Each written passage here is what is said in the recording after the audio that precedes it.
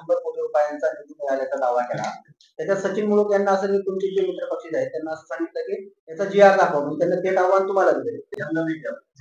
दोघांनाही केलं ना, ते आमचे मित्र आहेत. विषय असा आहे, ह्याला आपले जे DP रोड आहेत, बीड शहरातले प्रमुख DP रोड, ह्याचा आपला जुनाच प्रस्ताव आहे, 23चा प्रस्ताव आहे. ज्यावेळेस आपण मागणी केली होती जवळपास 17 रस्त्यांची DP रोडची, की त्याला सिमेंट कॉन्क्रिटीकरण व्हावं आणि ह्याला मोठं बजेट लागत असतं. या पद्धतीचे ज्यावेळेस रस्ते होतात, त्या दर्जाचे ज्यावेळेस रस्ते आणि त्याला मोठे नाले होतात, आपण जसं पाहिलंय नगरोत्थान योजनेमध्ये 2 टप्पे आपले पूर्ण झाले आणि त्या योजनेमधून झाले तर हे चांगल्या दर्जाचे रस्ते होतील, मोठं बजेट त्याला येईल, म्हणून आपण तसा प्रस्ताव त्यावेळेस दिलेला होता.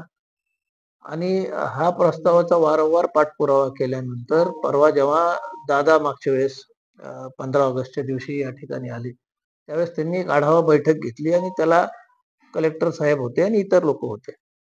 त्या बैठकीच्या वेळेस या गोष्टीवर चर्चा झाली.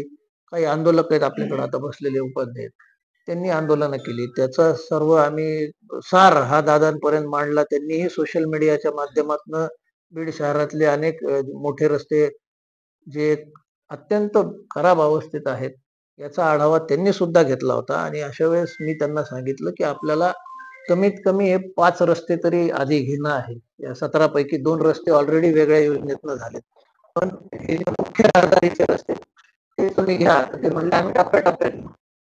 आणि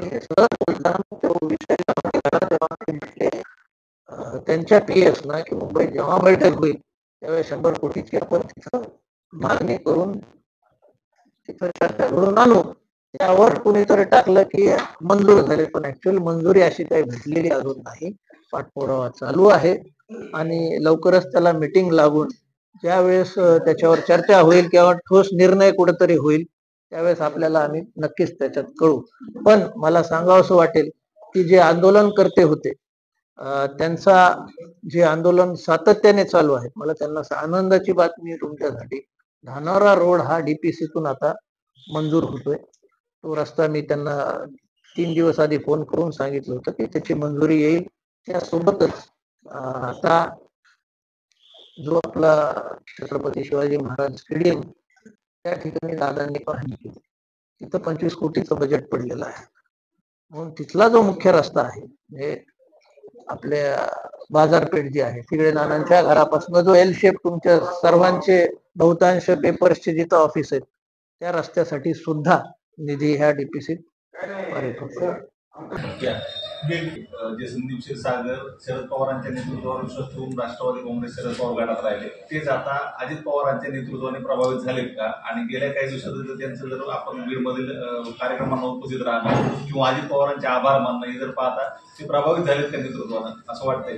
हा प्रश्न तुम्ही चुकीच्या व्यक्तीला विचारलाय. ते कितपत प्रभावित झाले त्यांना माहिती, पण दादांचा जो कामाचा धडाका आहे किंवा कामाची पद्धत आहे, मला वाटतं बीड जिल्ह्यातील ते पालकमंत्री झाल्यापासून सामान्य जनतेला त्याचा चांगला अनुभव आला. आणि येणाऱ्या काळात कामं जेव्हा उभं राहतील त्यावेळेस अजून प्रभावीपणे त्यांनी जे सुरुवात केलेली आहे त्याचा अनुभव आपल्या सर्वांना येईल. त्यातून आमच्यासारखे कार्यकर्ते असो किंवा सामान्य जनता असो किंवा प्रेस असो, आपल्याला सगळ्यांना ती कामाची पद्धत ही नक्कीच आवडणार. पुन्हा जवळीकता साधण्याचा प्रयत्न करतायत? मला माहिती नाही. तर सध्या एक प्रसिद्धी पत्रक येते तुमच्या कार्यालयातून आणि संदीप क्षीरसागरांच्या कार्यालयातून, कुठेतरी विकास कामाचा श्रेय गाठण्याचा प्रयत्न होतोय का मला वाटतं?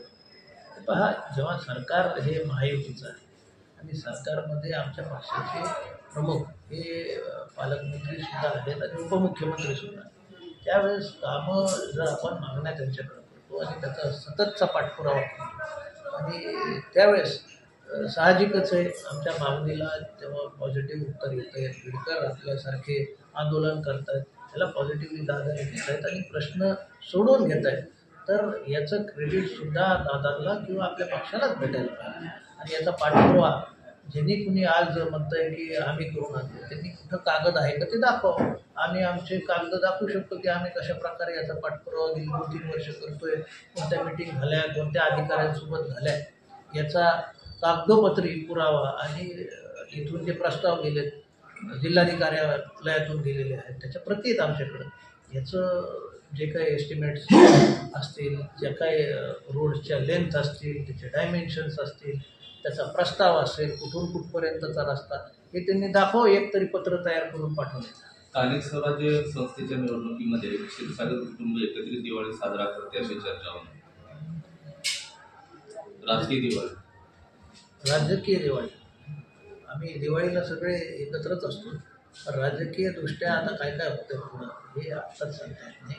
अनेक घडामोडी त्यामध्ये घडत आहेत. लवकरच चित्र आपल्यासमोर स्पष्ट होईल. मनमिलन होण्याची शक्यता आहे. मला समोरच्याचं मला काय माहिती नाही. आमच्याकडनं जे काम आमचं चालू आहे ते चालू आहे. आपण जर बघितलं तर बीडच्या विकास संदर्भात कुठलाही पाठपुरावा न करता प्रयत्न काही जण करतायत असं. हो, हे आजचं नाही, हे गेले काही वर्ष आपण पाहताय. वेगवेगळ्या जागी जायचं, नारळ फोडायचं, मी चांगलं सांगायचं, एकही कागद दाखवायचा नाही कशाचं काय केलंय ते. हे अनेक वर्ष चालू राहिलेलं आहे आणि बीडची जनता ही ओळखते.